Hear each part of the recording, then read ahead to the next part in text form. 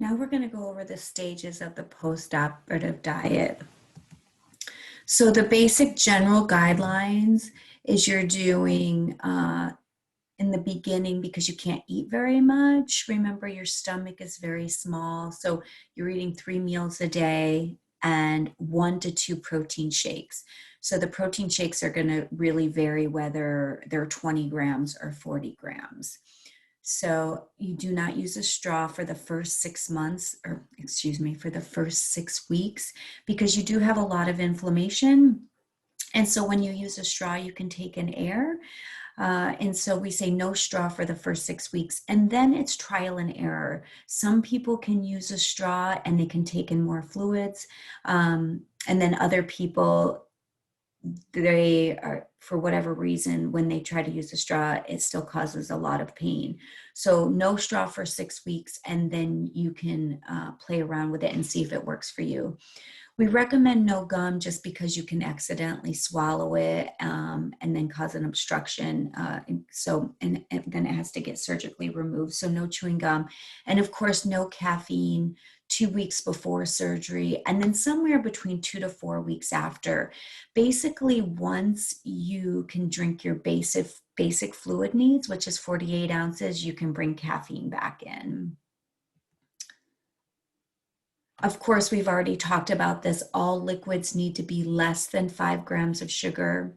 It's really important because you are very sensitive in the beginning. You have to remember they're either removing or putting aside a big portion of your stomach, which then means also removing a big portion of your digestive enzymes. So you want to bring in new foods one at a time and 1 ounce at a time.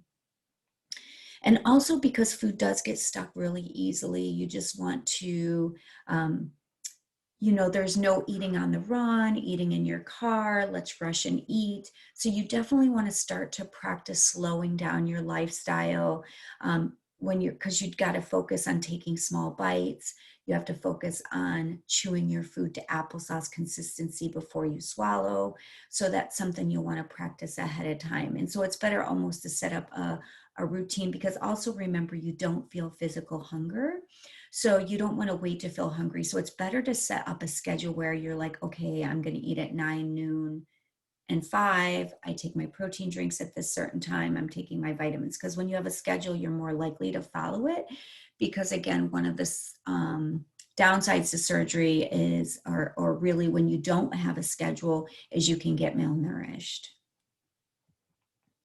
So there's 5 stages of the diet.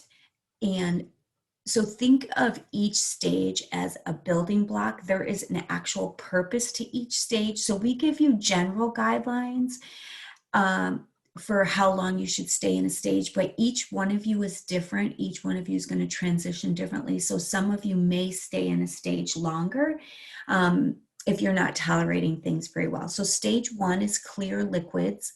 And the goal is to rest and hydrate the body. So we're not really focused on trying to get protein in stage 1, just hydration and rest. And then stage 2 is now we're going from clear liquids to thick liquids. And this is where we focus on protein. So now when we're in stage 2, we're focused on getting our baseline protein needs in plus our baseline liquid needs in. Stage 3, we move to soft solids. So these are things you no longer need to blend foods, but these are things you need to like mush with a fork. And now we're bringing in healthy fats. So we're going to focus on our proteins and our healthy fats. Stage 4 is 1 month after surgery. And this is where you'll start to do solid foods. And really, you're going to stay in stage 4 until you lose 75% of your excess weight. Somebody in the office will actually tell you when to go to stage 5. So the longest portion of this diet is going to be in stage 4. And pretty much all foods will come back in stage 4. So you start to get a lot of variety in stage 4. The only things that are not in stage 4 are starches and sugars, because remember, your stomach is still really small and starches expand and starches can get stuck. So we have to hold off on those for a while. And then stage 5 It's going to be different for each person, but stage 5 is probably somewhere between 6 months to a year, depending on how long it takes you to lose 75% of your excess weight. But somebody in the office will definitely tell you when you can go to stage 5. And the only difference is you're bringing in starches in moderation in that stage. And that's kind of the stage 5 is considered maintenance.